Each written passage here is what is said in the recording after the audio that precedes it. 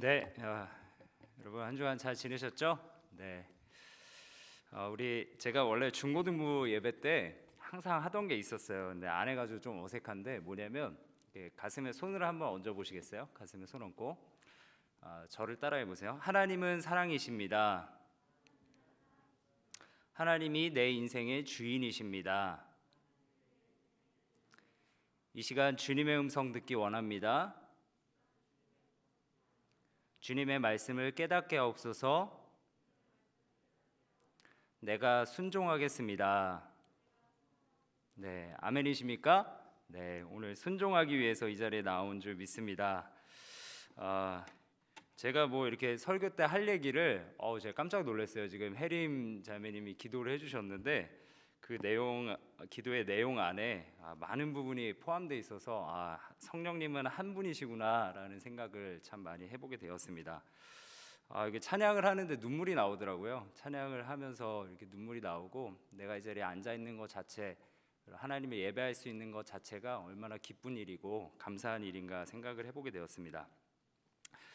연말이죠. 이제 오늘 무슨 날인지 아세요? 뭐 성탄절은 아니지만 27일인데 12월에 그러니까 2020년의 마지막 주일이잖아요. 그죠? 송구영신 예배가 남아있긴 하지만 마지막 주일 예배입니다. 그래서 하나님 앞에 드리는 예배, 또 마지막 예배를 잘 드리는 여러분들 되었으면 좋겠습니다. 여러분 성탄절이 지났어요. 성탄절 잘 보내셨나요? 성탄절 잘 보내셨습니까? 코로나라 어디 가지도 못하고 집콕하면서 계셨을 거라 생각이 되는데 여러분 근데 성탄절 선물 받으셨어요? 은찬이 선물 받았니?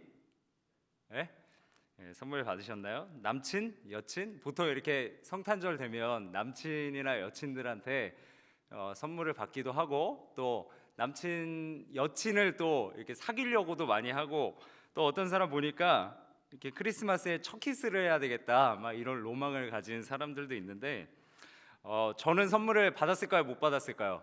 크리스마스에 선물 받았습니다. 저 담임 목사님이 매년 이렇게 선물을 챙겨주세요. 저희 부교육자님들 한 분 한 분 해가지고 이렇게 선물 주셨는데 이번에는 뭐 해주셨냐면 제과점에서 특별히 제작을 하셔가지고 맛있는 쿠키랑 빵이랑 했는데 너무 맛있게 먹었습니다. 애들도 너무 좋아하고 감사했습니다.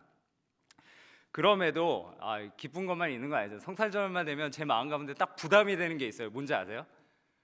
선물 주어야 돼요. 제가 누구냐면 저희 자식들 3명. 여러분 그렇잖아요. 이렇게 남친 여친도 그렇고 뭐 친구들 사이에도 이렇게 선물 그냥 뭐 생일이다 뭐 여러 가지 선물 챙겨줘야 할 때 그냥 뭐 내가 안 주면 안 받으면 되는 거고 그렇잖아요. 근데 이게 자식 관계는 그럴 수가 없어요. 매일 보잖아, 매일매일. 그러니까 아빠 크리스마스에는 뭐 하는 날이야? 물어보면 내가 무슨 말을 해줘야 될지 모르겠어. 선물 옆에 뭐 다음이가 막 그런 얘기야. 예전에 뭐 누구 친구 누구는 아빠한테 모두 받았다고 그러는데 막 이러면서 은근히 압박을 줘요, 여러분. 이게 얼마나 힘든지 여러분 모르시죠? 결혼 안 해보셔서. 이게 애들 3명을 낳으니까 3명한테 선물비가 장난이 아닙니다, 여러분. 아세요? 부담감 아빠로서. 생일뿐만인가요? 생일, 성탄절, 뭐 어린이날, 뭐 특별한 상 받은 날, 막 이런 거 챙겨 주려면 이게 등골이 힙니다 정말. 매번 선물 달라는 아이들에게 그래서 제가 재정도 그렇고 저희 아내랑 제가 기도하면서 이런 생각이 든 거예요.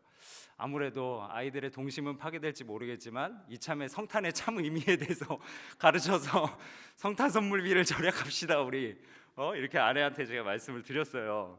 동심 파괴하는 거에 대해서 여러분들 좀 미안하지만 여러분들 마음 다를지 모르겠지만 제가 이랬어요. 애들한테 야 성탄절은 딱 제가 애들 딱 부르면은 딱 야 일렬로 서 차려 똑바로 서 이렇게 첫째 둘째 셋째 이렇게 딱 세워가지고 얘기를 하는데 야 성탄절은 무슨 의미냐면 너희가 선물을 받는 날이 아니라 하나님이 우리를 위해서 예수님을 선물로 주신 날이야. 아빠가 선물을 주는 게 아니라 하나님이 너한테 예수님을 선물로 주셨다니까. 그러니까 너 이미 선물 받았어. 이렇게 해서 의미를 알려주고 그러니까 우리가 사랑을 받았으니까 그 사랑을 예수님의 사랑을 널리 전파하는 날이 성탄절이다. 그렇게 알려줬습니다. 그래서 이번 성탄에는 저희가 이제 곰곰이 고민을 해봤어요. 선물을 안 주면서 어떤 걸 해봐야 될까 생각을 해봤는데, 이 세상에서 예수님이 가장 가난하게 보시는 사람이 누굴까 이렇게 제가 기도하면서 이렇게 아내랑 생각해 보다 보니까 북한 사람이 딱 떠오르더라고요. 그래서 이번 성탄에는 아이들 선물비 2만 원씩 해서 6만 원이잖아요. 3명이니까 2 곱하기 3. 6만 원 더하고, 너네들 가진 세뱃돈 걔네는 물질에 대한 개념이 없기 때문에 아마 다 올인할 겁니다. 아마 예상으로는. 그래서 그거를 다 올인해서 기아 대책을 통해서 북한의 가난한 자들에게 헌금하자 이렇게 정했어요. 동심은 파괴했지만 의미를 살리는 성탄절을 보내려고 하고 있습니다. 여러분, 근데 성탄절은 원래 그런 날이잖아요. 무슨 날이냐면 우리가 행복해야 되는 날이긴 한데, 남친 여친 때문에 행복한 게 아니라 뭐 캐롤 때문에 행복한 게 아니라 뭐 때문에 행복한 거예요? 예수님 때문에 행복해야 되는 날이 이 성탄절이라는 거죠. 예수님 때문에 행복한 날. 그래서 저는 이 땅에 오신 예수님 때문에 너무 행복합니다. 저는 예수님 때문에 정말 이렇게 제가 목사로 설 수 있다는 것도 서는 것도 이유가 뭐냐면 예수님 때문에 행복하기 때문에 이 자리에 선 겁니다. 저는 가끔 그 생각을 해봐요. 우리 아내가 나한테 사랑 표현을 안 했으면, 내가 만약에 우리 아내한테 사랑 표현을 안 했으면 결혼 못 했겠지? 이 생각을 해보기도 하고, 또 이 생각을 해봐요. 하나님이 만약에 나한테 사랑 표현을 안 하셨으면 나의 인생은 어떻게 됐을까? 하나님이 사랑 표현이 뭘까요? 예수님이시잖아요. 예수님으로 사랑 표현을 하시면서 내가 너 이만큼 사랑해, 그러니까 너 구원이 확실해 라고 이렇게 표현을 안 하셨으면, 와, 이거는 뭐 그냥 남친 여친 사귀고 그냥 결혼 안 하고 뭐 이런 문제가 아니라, 이것도 중요한데 죽고 사는 문제가 달린 거잖아요. 그래서 사랑 표현하신 게 너무 감사하다, 성탄절이 있어서 너무 감사하다, 그런 생각을 해봤습니다. 여러분, 예수님이 이 땅에 오셔서 우리에게 주신 가장 큰 선물은 뭘까요? 제가 생각해 보니까 예수님의 피와 그의 찢기심, 죽음을 통해서 우리와 하나님과의 사이에 관계의 벽을 허무셨어요. 그래서 우리가 하나님과 막혀졌던 그 관계가 다시금 이어지게 됐죠.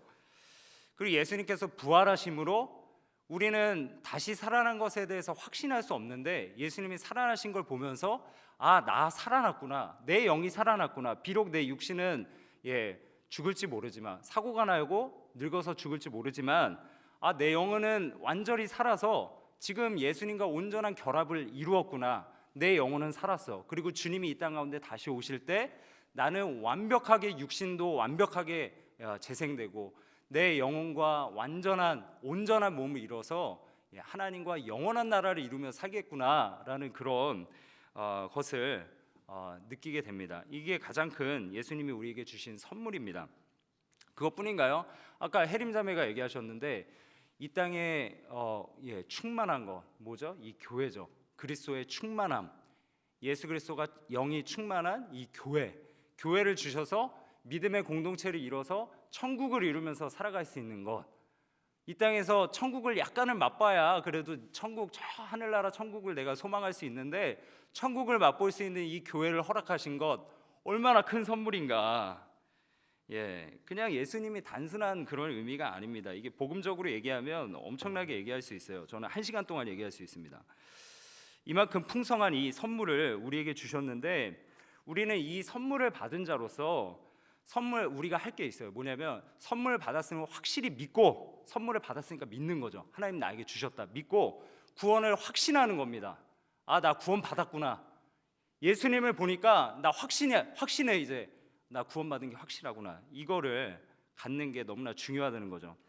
여러분, 신앙생활하면서 구원의 확신이 너무나 중요합니다. 그러나 많은 사람들이 구원의 확신을 놓치고 살아가요. 제가 청년들한테 꼬치꼬치 캐물면 몇 명은 분명히 얘기할 겁니다. 저 구원의 확신이 없습니다. 많은 분들도 그래요. 직분자도 그럴 수도 있고요. 여러 장년도 마찬가지입니다.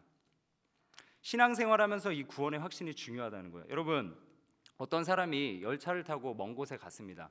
먼 곳에 가는데 12시 기차예요. 늦었어요. 그래서 막 허겁지겁 막 뛰어서 겨우 올라탑니다. 땀에 범벅이 됐어요. 헐떡거립니다. 옆에 사람이 물어봐요. 왜 그렇게 늦었습니까? 왜 이렇게 급하게 타셨습니까? 그러니까 그 사람이 얘기합니다. 이 기차를 놓치면 4시간이나 허비해야 되기 때문에 제가 그렇게 뛰어서 땀을 뻘뻘 흘리면서 시간 맞춰서 오려고 이렇게 노력을 했습니다.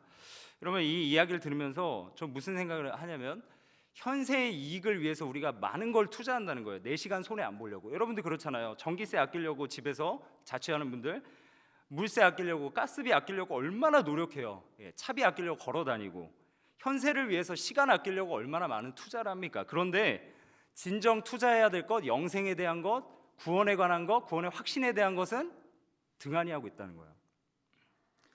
교회에 보면 이 구원의 확신이 없는 청년들이 너무나 많다는 거예요. 안타깝습니다. 봉사를 많이 해요. 선행을 많이 합니다. 리더로서 헌신하고 있어요. 심지어 모태신앙입니다. 어렸을 때 안수받고 모태신앙으로 신앙생활을 굉장히 오랜 시간 했어요. 그런데 교회를 떠나요.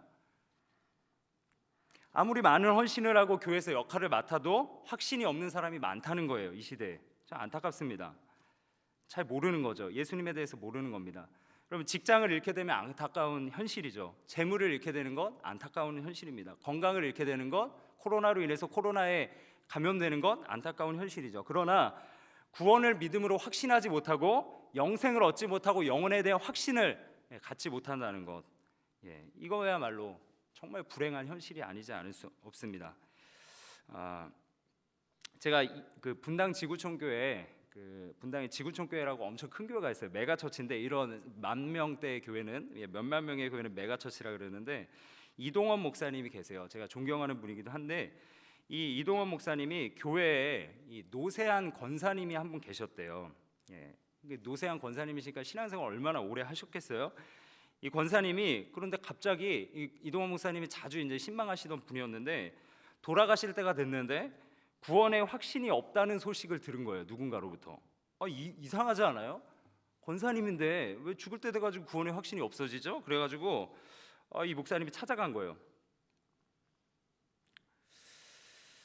막 벌벌 떨고 계신 거예요. 목사님, 저 사실 구원의 확신이 없습니다. 막 이러면서 얘기하시는 거예요. 그래서 이동원 목사님이 요한복음 3장 16절을 펼치셨대요. 이 말씀이 뭐냐면 한번 보여주실래요? 하나님이 세상을 이처럼 사랑하사 독생자를 주셨으니 이는 그를 믿는 자마다 멸망하지 않고 영생을 얻게 하려 하심이라. 이 말씀을 펴면서 말씀 보여주세요. 목사님, 그런 거야. 권사님, 이 말씀 보세요. 하나님이 세상을, 권사님을 이처럼 사랑하셨대요. 얼마만큼 이처럼 사랑하셨냐면 독생자를 주실 만큼 사랑하셨으니 그를 믿는 자마다 멸망하지 않고 영생을 얻게 됩니다. 권사님. 그러니까 하나님이 사랑하심을 믿고 예수님을 믿고 의지하면 권사님은 천국 가는 겁니다. 아멘이십니까? 그랬더니 권사님 확신했다는 거예요. 그러다가 예수님 갑자기 이 믿음이 생겨서 간증하시다가 예전에 그 찾지 못했던 그 믿음의 삶에 대해서 다시 한번 되새기면서 간증하면서 천국에 가셨다는 이야기를 제가 책을 통해서 확인을 했습니다. 이 권사님의 문제점이 뭘까요? 권사님은 첫 번째는 말씀을 듣기는 들었으나 자신의 말씀으로 받아들이지 않은 거예요. 여러분, 오늘 말씀 들을 때 자신의 말씀으로 받아들이지 않으면 여러분의 믿음이 되지 않습니다. 절대로. 두 번째는 뭐냐면 감정으로 믿음을 확신하려고 하니까 흔들리는 거예요. 여러분, 감정이 얼마나 흔들려요. 저도 어저께 아내한테 화를 버럭 내게 되더라고요. 이 감정만 보면 저는 구원받지 못할 사람으로 생각이 돼요. 두 가지 문제점이 있었어요. 그럼 어떻게 해야 될까요? 말씀을 권사님은 나의 말씀으로 받아들이고, 두 번째는 감정이 아닌 말씀에 기반을 두고 믿음을 확신해야 되는 겁니다. 그러니까 말씀을 기반으로 하는 게 중요하다는 거예요. 그래서 이동원 목사님도 말씀을 들고 찾아간 거고요. 여러분, 근데 다 알죠. 제가 이렇게 말씀드려도 신앙생활 좀 하신 분들은 다 압니다. 목사님 다 알아요. 말씀 믿으면 되는 거, 구원받는 거 다 알아요. 그런데도 우리의 믿음을 흔드는 것 세 가지를 여러분들께 좀 말씀드리고자 해요. 첫 번째는 뭐냐면 우리의 믿음을 흔드는 겁니다. 첫 번째, 죄가 너무 많습니다. 이런 분들이 많아요. 구원에 대해서 찌르다 보면 문제가 뭐예요? 왜 구원에 확신이 없어요? 그러면 저 죄가 너무 많은데요. 저는 죄를 너무 많이 지어서 주님이 용서를 안 해주실 것 같아요.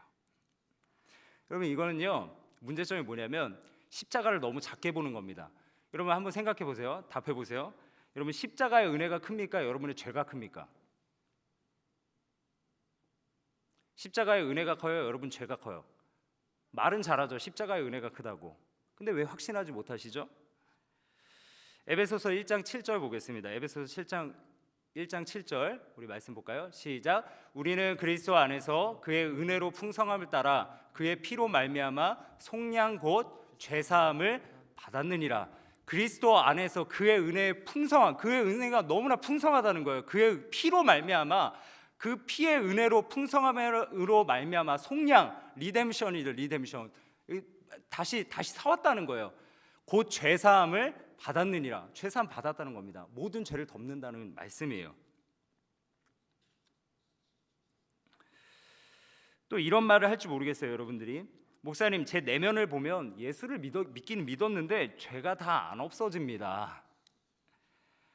여러분, 근데 그런 청년들에게 말씀드릴 수 있는 건 뭐냐면요, 우리는 완전한 영화에, 이건 약간 교리적인 설교가 될 수도 있는데 잘 들어보세요. 우리는 완전한 영화, 지금 성화의 단계를 걸어가고 있습니다. 예수님을 닮아가면서 점점 이렇게 성화의 과정을 걸어가고 있는데, 영화, 완전한 예수님을 닮은 그 상태, 거기까지는 이르지 못해요, 이 땅에서는. 그래서 내 죄를 보면서 나 아직도 죄가 있는데요, 나 아직도 죄가 있어서 구원받지 못한 것 같은데요. 당연한 겁니다. 창조된 원래 아담의 모습대로 회복될 수 없어요. 관계는 회복됐습니다. 그러나 완벽하게 예수님처럼은 될 수 없다고요. 왜 그런지 아세요? 이 복음을 다시 선포합니다. 우리가 이 땅에 와서 완벽한 의, 하나님의 말씀을 다 지키고 매 순간 머릿속에서도 그렇고 내 삶으로도 그렇고 완벽하게 그 말씀을 지키면서 살아야 되는데, 그것을 할 수 없기 때문에 예수 그리스도께서 오신 거예요. 그래서 그 말씀, 모든 말씀을 다 이루시고 행하셨습니다. 그분이 이루신 의가 우리에게 더딥혀져서 우리가 구원을 받는 것이지, 지금 이 땅에서 우리의 행실로, 우리가 어떤 예수님을 믿었다 그래서 우리의 행실이 다 변화돼서 영화에 이르러서 그걸로 구원받는 게 아니라는 거예요. 여러분, 예배당에 나올 때 이런 사람들이 있어요. 나 오늘은 이번 주는 큐티 너무 잘했는데요, 이번 주 죄도 하나 안 지었어요. 제가 중고등학생들한테 상담해 보니까 애들이 이러더라고요. 목사님, 저 이번 주에 죄 하나도 안 지었는데요. 예배당에서 떳떳해요. 고개 뻣뻣이 들고 예배드려. 근데 여러분, 죄 한번 지어보세요. 찬양을 못 불러요. 찬양팀 싱어인데도, 그렇다는 거 아니에요. 우리 싱어들이 그냥 예를 드는 겁니다. 싱어인데도 앞에 나가지고 주눅 들어서 나 앞에 서면 안 되는데 덜덜 떱니다. 떨지 않은 표정 할지 모르겠어요. 예배당 앉아 있어도 이번 주는 죄를 너무 많이 지었어. 욕을 너무 많이 했어. 내가 진짜 너무 진짜 주님께 너무 죄를 범했어. 내가 목자인데 이런 죄를 짓다니. 불안한 거죠. 여러분, 그게 왜 그러냐면 나 자신의 행위를 복음으로 받아들이고 주님 앞에 섰기 때문에 그래요. 예수님이 이 땅에 오셔서 모든 말씀을 행하신 줄 믿습니다. 그분을 믿으면, 그분을 보면 확신할 수 있는 거예요. 나 믿음의 담력을 얻어서 주님 앞에 나아갈 수 있구나. 할렐루야, 아멘. 여러분, 이게 복음이에요. 이게 예배, 하나님 앞에 설 수 있는 능력입니다. 옛사람이 있어요. 아직까지 옛사람이 있을 수 있어요. 저도 깜짝깜짝 놀랍니다. 저는 꿈에서도 죄를 지어요. 제가 신대원 때 깜짝 놀란 게, 신대원에서 옆에 있는 전도사님을 꿈에서 막 두들겨 패는 거예요. 그 전도사님 미웠거든요, 제가. 막 레포트 좀 쓰는데 좀 도와달라 했는데 안 도와주고 자기만 막 쓰는 거예요. 그래서 야, 진짜 너 전도사가 그럴 수 있냐? 그때 저보다 동생이거든요. 더군다나 해병대 후임이었어요. 저 후임. 저보다 1년이나 후임인 이 자식이 막 이름 밝히지 않겠습니다. 근데 막 이렇게 막 화가 나는 거예요. 막 도와주지도 않고, 너 어떻게 예수님의 사랑을 실천하러 오늘 이렇게 신대원까지 왔는데 목사가 될 사람이 어떻게 이럴 수 있어? 말하면서 막 꿈에서 제가 걔를 막 두들겨 패는 거예요. 지금 목사님이세요. 근데 목사님 막 두들겨 패는 거예요. 그래서 와, 내가 진짜 악하다. 근데 꿈에서도 죄를 짓는구나, 이 생각을 하면서 깜짝깜짝 놀랍니다. 저도 깜짝깜짝 놀래요. 그러면 막 흔들려요. 내 감정이 막 요동치면서, 나 구원받은 사람인가? 목사인데 나 당장 주님 앞에 서서 설교를 전해야 되는데 어떻게 확신을 가지고 복음을 전파하지? 여러분, 다시 한번 말씀드리지만 우리는 영화에 이르지 못합니다. 지금은 주님 오셔야 돼요. 그런데 성화의 과정 가운데 있다는 거예요. 점점 닮아갈 겁니다. 그런데 구원받지 못하는 사람은 상승 곡선을 이루지 못해요. 하향 곡선을 이룹니다. 내가 구원받았는가 받지 못했는가 다시 한번 판단할 수 있는 건 뭐냐면, 내가 하향 곡선을 이루고 있다, 구원받지 못한 겁니다. 상승 곡선을 이루고 있는데 아직 주님을 닮지는 못했다, 그러면 확신할 수 있어요. 난 그래도 한번 이렇게 좀 보세요. 옆에서 이렇게 주변 사람들이 체크해줘야 돼. 동기들이나, 야, 너는 3년이 지나도 똑같냐? 얼굴은 똑같아야죠. 근데 너는 신앙이 변화되는 게 없어요. 그러면 이 사람 문제가 좀 있어요. 점검해 보셔야 됩니다. 우리는 성화의 과정 가운데 있다는 거예요. 그러면서 예수님을 점점 닮아가면서 내가 예수님을 닮아서 저 천국에 이르렀을 때, 저 천국에 갔을 때, 주님과 만났을 때는 얼마나 기쁜 삶을 살아갈까 소망하게 되는 거죠. 이 삶을 살아가면서. 여러분, 우리의 믿음을 흔드는 거 첫 번째 이야기 드렸고요.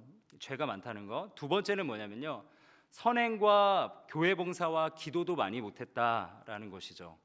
물어보면 목사님, 저는 교회에서 리더도 한번 해본 적 없고요, 누군가에게 선행도 한번 해본 적 없습니다. 그런데 제가 구원받을 수 있을까요? 저는 확신이 없습니다. 이거는 불신자들도 마찬가지예요. 제가 가서 복음을 전한 적이 있거든요. 근데 이렇게 전하면 그런 말을 한다는 거예요. 여러분, 선행, 봉사, 기도로 구원 얻는 종교 어디죠? 여기 있잖아요. 청룡, 보문사, 이렇게 가시면, 거기 가서 이렇게 도 닦으시면 선행으로 구원을 얻으실 수 있어요. 여러분, 이슬람교가 얼마나 힘든지 아세요? 제가 뭐 이런 표현을 쓰기 그렇지만 강단에서 빡셉니다. 이슬람교 구원 얻으려면 하루에 5번씩 종 때리면 기도해야 돼요.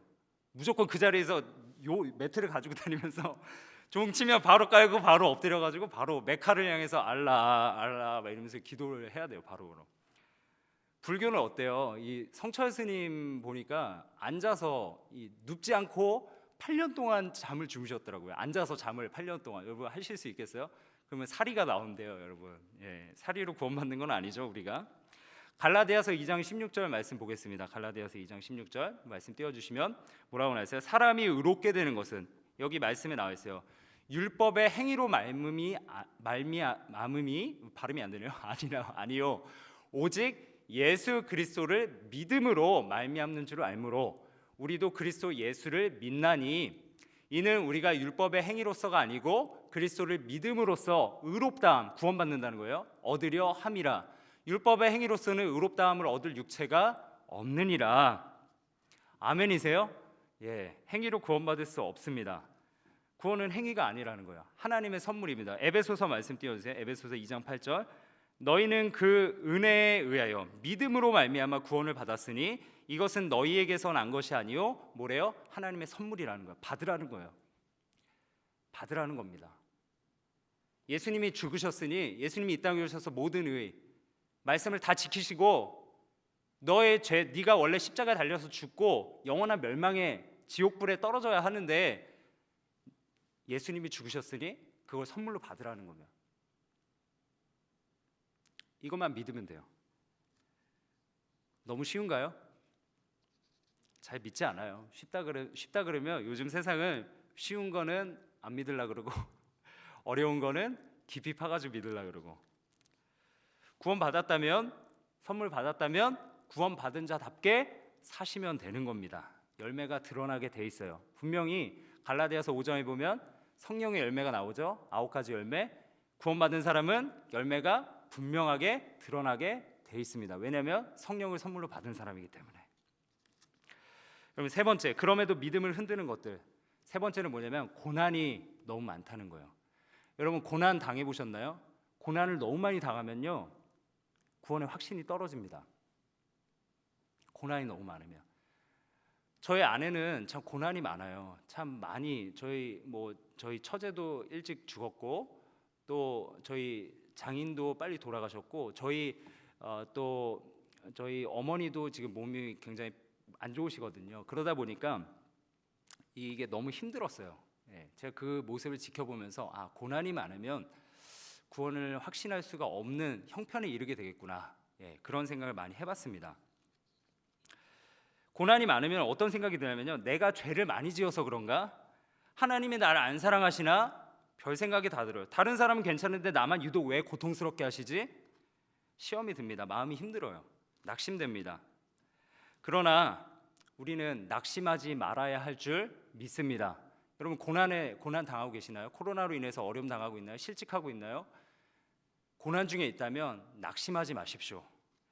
왜냐하면 성경에 보면 하나님이 사랑하시는 자에게 고난을 허락하신다 그랬어요. 히브리서 12장, 제가 오늘 말씀을 좀 많이 봅니다. 말씀 중심으로 나가겠습니다. 12장 5절에서 6절 말씀. 또 아들들에게 권하는 것 같이 너에게 권면하신 말씀도 잊었도다. 일러스되 내 아들아, 주의 징계하심을 경히 여기지 말라. 가볍게 여기지 말라는 거예요. 그에게 꾸지람을 받을 때 낙심하지 말라. 그다음 말씀. 왜냐하면 여기가 중요하죠. 주께서 그 사랑하시는 자를 징계하시고 그가 받아들이시는 아들마다, 구원받은 자예요, 아들마다 채찍질 하심이라 하였으니. 여러분, 이 말씀 보면서 무슨 생각이 드나요? 나에게 고난이 있으면 확신하라는 거예요. 나 구원받았구나. 오히려 이렇게 생각하고 있어요. 나는 왜 이렇게 인생이 평탄하지? 나는 왜 이렇게 잘 되지? 하늘 일마다 뻥뻥 잘 뚫려. 형통해. 만사형통. 무슨 일을 만나든지 만사형통. 그 만사형통. 예? 잘 되면 오히려 내가 구원받은 사람인가 의심해 봐야 된다는 거예요. 하나님이 사랑하는 자에게 분명하게 아들 된 자에게 고난을 허락하십니다. 왜요? 주님을 더 닮아가라고. 이 땅에서 우리의 목적은 뭐냐면요, 전도하는 것도 목적이지만 내 스스로가 예수님을 닮아가는 게 목적이에요. 그래서 연단되는 겁니다. 고난을 통해서. 이 땅은 그래서 천국을 준비하는 과정입니다. 천국을 준비하다 죽는 거예요. 하나님의 형상을 점점 회복하다가 아담의 형상으로 회복되어 가다가 죽는 겁니다. 그래서 고난은 징표예요. 고난 받음으로 내가 구원에서 멀어졌구나가 아니라 고난 받음으로 나 확실하구나, 나 하나님의 자녀야 말하고 다니시면 되는 겁니다. 때로는 우리의 믿음을 믿으셔서 고난을 주실 때가 있어요. 나를 너무 믿으시는 거예요. 여기 앉아 계신 여러분들 계신데 여러분들 너무나 믿으시는 거예요. 그래서 고난을 허락하십니다. 직장 생활이 어렵나요? 여러분 믿으셔서 그래요. 너는 그만큼 여기서 연단받을 그 정도 깜이 되기 때문에 너 이만큼 고난 허락할게 하시는 겁니다. 욥의 예를 들게요. 욥은 고난을 참 많이 당했죠. 성경에서 보면 욥이 고난을 참 많이 당합니다. 사탄이 찾아와서 이런 얘기를 해요. 사탄이 이런 얘기하면, 하나님, 욥의 믿음은 그의 부와 평안 때문입니다. 그러니까 그의 소유물을 한번 쳐보십시오. 그러면 반드시 하나님에 가서 욕할 겁니다. 성경에 보세요. 반드시 욕할 거라고 이야기하고 있어요. 하나님이 그래서 허락하세요. 그러나 생명만은 빼앗지 말아라. 여러분, 저는 이 말씀을 보면서 무슨 생각을 하게 되냐면 두 가지를 깨닫는데, 첫 번째는 고난은 사탄이 줄 수 있지만 하나님이 허락하신다는 거예요. 오늘 담임 목사님도 그런 설교를 해주셨는데 하나님의 주권 가운데 있다는 거예요. 고난은 사탄이 일방적으로 줄 수 없다는 거예요. 내 주변의 환경, 내 직장의 환경, 내 주변의 친구들, 내 가족의 환경들, 하나님이 다 주권적으로 허락하신 것이지 내가 죄를 지어서 아니면 사단이 허락해서 주어진 게 아니라는 겁니다. 하나님의 주권 가운데 있음을 믿어야 할 줄 믿습니다. 코로나도 하나님의 주권 가운데 있어요. 하나님이 허락하신 겁니다. 우리의 죄로 인해서 왔죠. 그러나 하나님이 허락하신 거예요. 목적은 뭐라고요? 우리가 예수님 닮아가는 겁니다. 신기록 목사님도 칼럼을 쓰셨어요. 칼럼에 보면 내용이 나오죠. 우리 코로나로 인해서 믿음이 더 견고해질 것이다. 맞습니다. 그 목적이에요. 여러분, 모든 내 상황 가운데 어려운 일 닥치는 거 여러분들이 책임지려 하지 마세요. 하나님이 주권 가운데 있음을 확신하시고 하나님께 내어 맡기세요. 하나님이 허락하셨으니까 하나님 인도해 주세요. 떠맡기시는 게 믿음입니다. 그게 믿음이에요. 두 번째는 하나님이 우리를 믿으시기에, 아까 말씀드렸다시피 믿으시기에 우리를 주신다는 거예요. 고난을 통해서 믿음을 절대로 잃어버리지 않을 것을 욥을 믿었기 때문에 고난을 허락하셨듯이 나를 믿으시기 때문에 지금 고난을 주셨다는 겁니다. 고난 많은 것은 축복입니다. 믿음으로 연단되기 때문에, 하나님이 나를 신뢰하고 계시기 때문에. 고난이 오히려 여러분들에게 믿음의 확신을 주는 그런 시기가 되시기를 간절히 소원합니다. 우리 6절 말씀 한 번만 더 읽어볼까요? 6절 말씀. 왜냐하면, 시작. 왜냐하면 주께서 그 사랑하시는 자를 징계하시고 그가 받아들이시는 아들마다 채찍질 하심이라 하였으니. 아멘. 이 말씀을 꼭 찾아보십시오. 힘들 때마다. 히브리서 12장 6절 말씀. 여러분, 우리의 믿음이 흔들릴 때 우리는 더 간절히 믿어야 합니다. 이게 무슨 말인지 잘 못 알아들으실 텐데, 믿음이 흔들릴 때 더 간절히 믿으세요. 무엇을 믿으라고요? 말씀을 믿으시라고요. 말씀을 믿으십시오. 말씀을 보십시오. 보는 것에서 더 나아가서 말씀을 믿으시라는 거예요. 출렁이는 배와 같은 우리의 믿음. 우리 흔들리잖아요, 계속해서. 여러분, 배가 있다고 생각해 보면 폭풍 가운데 닷을 내려야 하는데 폭풍이 일면은 배는 그냥 떠내려가거든요. 그래서 닷을 내려요. 바닷가에다. 큰 배 같은 경우는 엄청나게 큰 이 강대상만한 닷을 내리지 않습니까? 닷을 왜 내릴까요? 출렁이는 바다에서 서 있으려고. 근데 그 닷을 배 안에 던지는 사람이 있습니까? 없죠.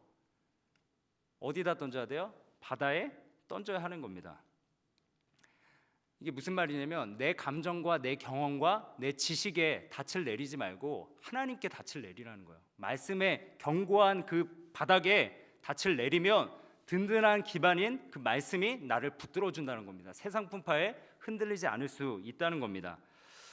여러분, 성경에서는 특별히 이 구원에 대해서 확신하려면 독생자 예수 그리스도, 제가 초반에 말씀드렸죠. 예수 그리스도로 확신하라고 계속해서 이야기하고 있습니다. 신약 성경은 다른 거 없어요. 예수님으로 인해서 너의 믿음을 확신해라. 너에게 주어진 선물은 예수 그리스도다라고 계속해서 이야기하고 있습니다. 우리가 구원받았다는 증거 뭘로 확신할 수 있냐면요, 다른 게 아니에요. 나의 확신이 아니라 예수님을 보면서 나 구원받았구나. 십자가 보면서, 저도 그래요. 목사로서 구원이 흔들릴 때가 있죠. 그럴 때마다 십자가를 보면 견고해져요. 전 너무나 확실해집니다. 십자가를 보면 예수님이 날 위해서 죽으셨지, 날 위해서 모든 의를 이루셨지, 예수님이 죽음에서 끝난 것이 아니라 부활하셨지, 그러니까 나 살았어, 확신하게 되는 거죠. 요한일서 5장 9절에서 13절 말씀 보면요, 이 요한이 사도 요한이 말씀을 전할 때 이 말씀을 듣는 당사자인 이 성도들이 믿음에 대해서 크게 요동했던 것 같아요. 그러니까 이 요한이 뭐라 그러냐면, 만일 우리가 사람들의 증언을 받을진데, 사람들의 증언도 받는다는 거예요. 우리가 하나님의 증거는 더욱 크다는 거예요. 하나님의 증거, 너의 믿음을 위한 하나님의 증거는 더 크다. 하나님의 증거는 이것이니 그의 아들에 대하여 증언하신 것과, 그 다음 넘어가세요. 하나님의 아들을 믿는 자는 자기 안에 증거가 있고, 여러분 이 말씀 보면은 하나님의 아들을 믿는 자는 자기 안에 증거가 있대요. 여러분 증거가 있나요? 이거 확신하세요? 구원에 대한 확신? 증거가 있다는 거예요. 성경 말씀대로 하면 하나님을 믿는 자는 자기가 확신하고 다닌다는 말씀입니다. 하나님을 믿지 아니하는 자는 하나님을 거짓말하는 자로 만드나니 이는 하나님께서 그 아들에 대하여 증언하신 증거를, 그 다음 또 증거는 이것이니 하나님이 우리에게 영생을 주신 것과 이 생명이 그의 아들 안에 있는 그것이니라. 그 다음 아들이 있는 자에게는 생명이 있고 하나님의 아들이 없는 자에게는 생명이 없느니라. 이 말씀이 있는 자라고 나오는데, 아들을 그 전 말씀 한번 보시겠어요? 12절 아들이 있는 자인데 원문을 다시 번역하면 아들을 믿는 자에게는 생명이 있다는 겁니다. 아들이 자기 마음 가운데 있는 자들, 예수 그리스도를 주로 영접한 자들, 믿는 자들은 영생을 소유하고 있다는 말씀이에요. 요한이 쓰는 목적은 뭐냐면요, 영생이 있음을 믿게 하려고, 성경 모든 말씀을 여러분들에게 영생이 있음을 확신하게 하려고 쓰고 있다는 거예요. 그래서 복음이라는 겁니다. 성경은 그래서 계속해서 구원의 확신을 강조하고 있어요. 여러분, 한 번 받은 구원이 상실될까요? 상실되지 않죠. 한 번 구원은 뭐죠? 영원한 구원. 그렇죠. 이렇게 갑자기 이거 하니까 한 번 뭐는 영원한 이거 같은데, 하나님의 자녀가 되는 권세를 주셨어요. 하나님 우리에게 자녀를 되는 그 오름, 권세는 오름이고 특권이거든요. 그걸 주셨기 때문에 변하지 않아요. 그리고 우리가 하나님의 손에 있기 때문입니다. 우리 요한복음 10장 28절 한번 보여주시겠어요? 내가 그들에게 영생을 주노니, 오늘 읽은 말씀이죠. 내가 그들에게 영생을 주노니 영원히 멸망하지 아니할 것이요 또 그들을 내 손에서 빼앗을 자가 없느니라. 우리의 구원은 하나님의 손, 부처님의 손이 먼저인 것 같지만 부처님의 손바닥보다 성경이 먼저 쓰여졌거든요. 그분보다 먼저 태어나셨어요. 예수님은 성경이 먼저 쓰여졌습니다. 내 손에서 빼앗을 자가 없다는 거죠. 우리는 예수님 손에 있습니다. 그러므로 확신해야 돼요. 말씀으로 이제 마지막으로 갔으면 좋겠는데요. 무엇으로 구원을 확신할 수 있는가? 말씀으로 확신할 수 있다. 제가 잠시 마지막으로 이제 출애굽기 말씀을 잠시 말씀드리고 마쳤으면 좋겠는데요. 출애굽기 말씀을 읽진 않고 제가 설명을 드리겠습니다. 이스라엘 백성들은 이 가나안 땅에서 아주 먼 애굽 땅에서 살았어요. 애굽 땅에서 종살이를 400년간 했습니다. 그러다가 하나님이 모세라는 선지자를 일으켜서 그를 통해서 출애굽을 하시려고 이끌어내시려고자 하십니다. 계획을 세우셨어요. 그래서 모세와 아론을 세워서 이 바로라는 왕 앞에 서게 하십니다. 그래서 애굽 땅이 10가지 재앙을 내리죠. 그래서 그 10가지 재앙을 통해서 고난 받음으로 그들이 바로가 이 하나님의 백성을 내놓기를 원하셨어요. 그런데 특별히 10번째 재앙이 무엇이죠? 10번째 재앙, 장자의 죽음입니다. 지난주 신기록 목사님 또 말씀해 주셨는데 장자의 죽음. 장자는 뭐예요? 첫 번째 아들, 첫 번째 딸 죽음입니다. 여러분 이게 아들, 첫째 아들, 둘째 아들 뭐 이런 거 안 나와 보셔서 모르실 텐데 장자가 죽는다는 건 부모에게는 엄청난 시련입니다. 제가 만약에 다음이가 죽는다면 굉장히 힘들 것 같아요. 이게 와닿더라고요. 바로가 9가지 재앙을 보고서도 완고했어요. 그런데 이스라엘 백성들을 보내지 않았습니다. 하나님께서 명령하세요. 이스라엘 백성들에게 이제 너희들 구원받을 수 있는 방법을 내가 말해줄게. 근데 어떻게 하냐면 6월절에 각 집마다 장자가 죽게 될 텐데 집마다 문 기둥에 어린 양의 피를 뿌리면 피를 바르면 그러면 내가 그 집을 유월하겠다, 넘어가겠다. 이 6월절 밤, 애굽의 장자들이 죽는 이 밤, 하나님이 재앙을 내리시는 이 밤에 너 얼마나 무시무시했겠어요. 많은 사람들이 벌벌 떨었을 것입니다. 뭐 명령 듣지 못한 애굽 사람들은 떨지 않았겠지만 이 하나님의 백성들, 하나님이 심판을 내리신다 하는 말씀을 들은 이 하나님의 백성들 얼마나 두려운 가운데 있었겠습니까? 제가 이런 상황 가운데서 가상적으로 이 두 가정에 찾아가서 이야기를 좀 나눠볼게요. 한번 상상을 해보세요. 두 가정을 제가 찾아갈게요. 첫 번째 가정, 첫 번째 집에서는 어떤 가정이냐면 두려움과 불안에 떨면서 어찌할 바를 모르고 있습니다. 왜 이렇게 불안해할까요? 장남이 저한테 와서 귀뜸을 해줍니다. 이런 얘기를 해요. 오늘 밤에 죽음의 사자가 우리 집을 지나갈 것입니다. 장자는 다 죽는다고 했으니 제가 어떻게 될지 몰라 안절부절하고 있습니다. 정말 무섭습니다. 그러면서 또 이야기합니다. 요행이도 죽음의 사자가 우리 집을 지나쳐버리고 새벽이 밝아온다면 저야 안심할 수 있지만 그때까지 장담할 수는 없지 않겠습니까? 옆집 친구는 확신한다고 장담하고 있지만 외람되기 짝이 없다는 생각이 드는군요. 어쨌든 이 지루한 밤이 지나야 알 일이지요 하고 말했습니다. 그래서 제가 그에게 이야기합니다. 아니 여보세요. 그렇지만 당신들이 믿고 섬기는 이스라엘의 하나님께서 이 재앙을 피할 수 있는 방법을 가르쳐 주셨잖아요. 그러니까 이 사람이 또 대답합니다. 물론 가르쳐 주셨죠. 그래서 하나님께서 말씀하신 대로 점도 흠도 없는 1년 된 어린 양을 잡고 그 피를 문 인방과 좌우 문설주에 발랐습니다. 그렇지만 누가 알아요? 만에 하나라도 재앙을 만나게 된다면 어쩌겠어요. 이제 제가 이 집에서 나와서 불안에 떨고 있는 이 첫 번째 집을 떠나 두 번째 집으로 갑니다. 옆집으로. 언뜻 느끼기에도 딱 들어가니까 침울해요. 불안한 분위기입니다. 그런데 옆집이라는 딴판이에요. 그들은 어떻게 하고 있냐면 허리에 띠를 띠고 손에는 지팡이를 들고 구운 고기를 먹으면서 기뻐하고 있어요. 제가 물어봤습니다. 아니 어찌된 일이요? 죽음의 천사가 다니고 있는 이 밤에 모두를 이처럼 즐거워하고 계시다니 어찌된 일입니까? 그래서 이 사람이 또 여기 있는 사람이 이야기합니다. 어찌 기쁘지 않겠습니까? 이제 내일 여호와께서 떠나라고 명령만 하시면 이 지긋지긋한 애굽의 종살이에서 풀려나게 될 텐데요. 제가 이야기합니다.